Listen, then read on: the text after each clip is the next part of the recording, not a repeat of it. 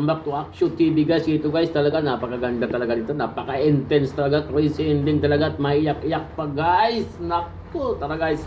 Huwag natin patagalin, panoorin natin dito yan guys. Yun nga guys, grabe talagang sinapit ng Phoenix Suns ngayon. Kevin Durant parang mangiyak-iyak, hindi na tumingin sa kalaban. Naku, crazy ending talaga ang ginawa sa kanila ng Spurs. Naku, sayang si Durant, parang ginagawa ng candy, parang maliit na bata. Pero guys, papanoorin natin dito guys kung anong nangyari talaga guys. Sana guys, masubscribe naman nyo itong channel ko, Action TV guys. Maraming salamat guys. At sa mga nag-subscribe sa akin, maraming salamat. Sa mga nanonood din, maraming salamat guys. Pagpasensyahan nyo na itong vlog. Malay mo, balang araw, gagaling din ako sa pagbablog na to. Maraming salamat guys. Huwag natin patagalin guys. Panoorin natin to, Phoenix versus Spurs. Ayun guys, so let's go. Hinang-hina ang rookie mga bro nang pahiyain ng kanyang idol. Pero ginulat ng alien pati ang commentator sa ginawang poster dunk ala Space Jam.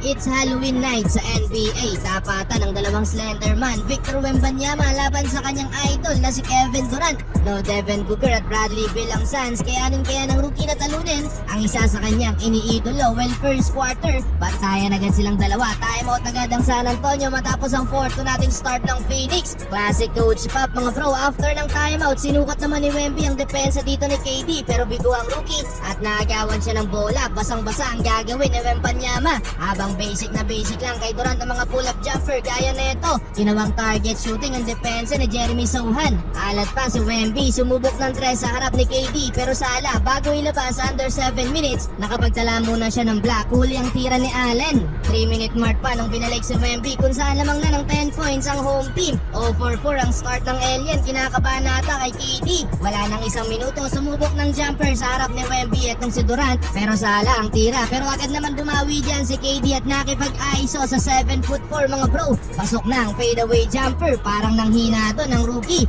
10 points si Durant sa opening quarter, lamang din ng 9 points ang Phoenix, 27-18.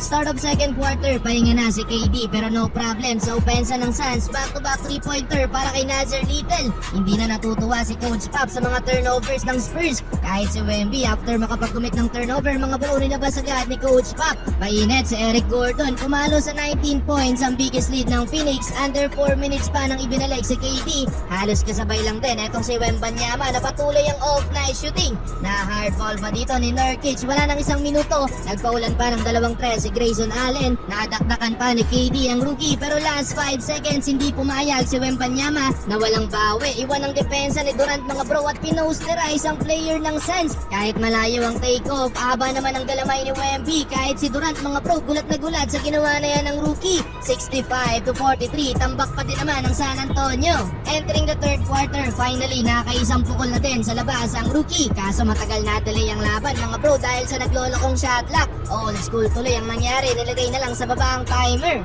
Naibaba ng Spurs sa 12 points ang lead ng Phoenix under 5 minutes kung saan buhat ni Keldon Johnson ang opensa ng San Antonio. Sara na yan mga bro, wala ang rookie na si Wemby. Last 2 minutes, pumukol ng back-to-back 3-pointer ang corner specialist na si Yuta Watanabe. Dahil sa kanya mga bro, muling nakaalagwa ang Phoenix hanggang sa natapos ang quarter. Lamang ng 13 points ang home team, 95-82. Well, fourth quarter, balik court sa Wemby. Pasok agad ang unang bitaw sa tres. Parang bata lang na binutata ni Wemby mga bro. Ang layup na to ni Allen. Pasok pa ang ginawang tira dito mga bro. Kahit patalikod na lang ibinato sa rim ang bola. Baba na lang sa single digit ang kalamangan ng Phoenix matapos ang 8 to nating run ng Spurs. Pero to the rescue si Kevin Durant mga bro. Pull-up jumper kontra kay Jeremy Sohan at Wemby. Pero patuloy pa din sa paghabol ang San Antonio mga bro. Under 4 minutes, 5 na lang ang inahabol nila, 107-102. Clutch pa ang ginawang step back jumper dito ni Devin Vassell. Kaso sumagot naman agad dyan si Kevin Durant mga bro. Last 2 minutes, abante ng 5 points ang Phoenix, 112-107.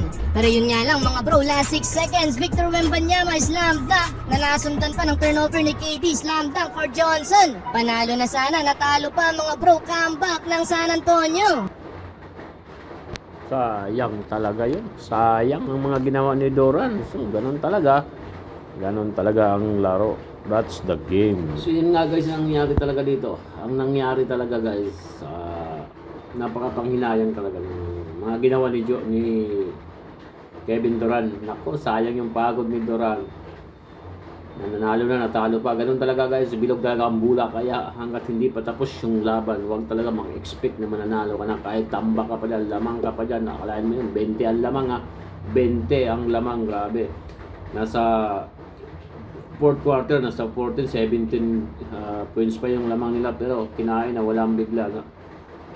Naglaho lang kasi yung mga 3 points ng Phoenix parang hindi na rin pumasok talaga. Parang ilan na lang, samantala iba talaga pag bilog ang bola. Basta itira mo lang talaga yung bola. Pero kung hindi pinaupo si Duran siguro ng mahaba, mananalo talaga yun sila. Kaso pinaupo.